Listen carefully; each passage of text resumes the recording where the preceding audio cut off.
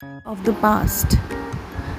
In this chapter, Glimpses of the Past describe events that took place in India and how our brave countrymen fought gallantly in the struggle for independence against the British Raj.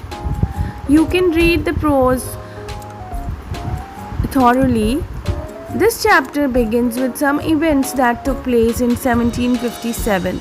When the British had a strong foothold in India, they had in possession superior quality arms and ammunition and were financially sound.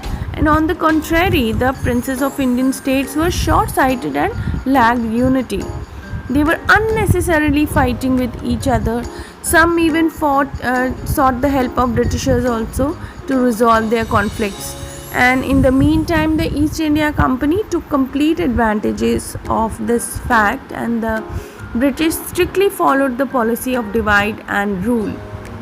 Although some people were in favor of the British and many were not. Tipu Sultan of Mysore, he was a far-sighted ruler who fought the British and died in 1799 while fighting the Anglo-Mysore War 4. As we progress in the chapter, we learn about evil practices such as untouchability, sati, child marriage, etc., and they were preached by religions and orthodox leaders.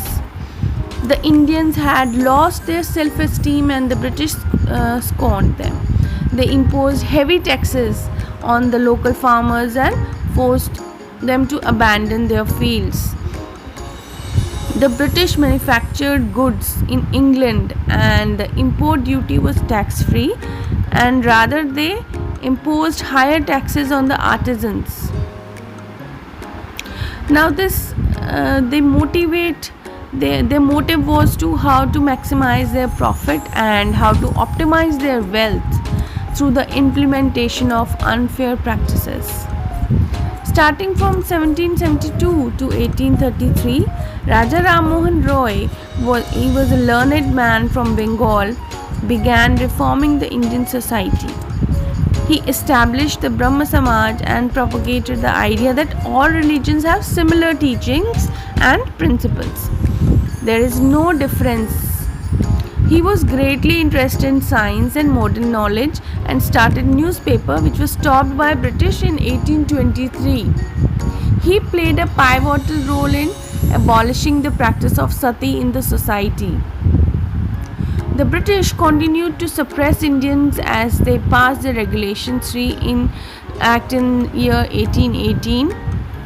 In 1856, the British has conquered almost the entire country and their suppression of the local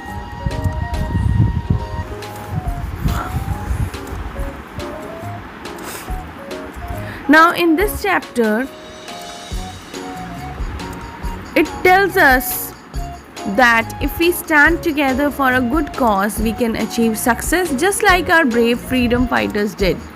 They had an organized approach in India's struggle for independence as they sacrificed their lives so that we can lead a life of freedom from the British rule.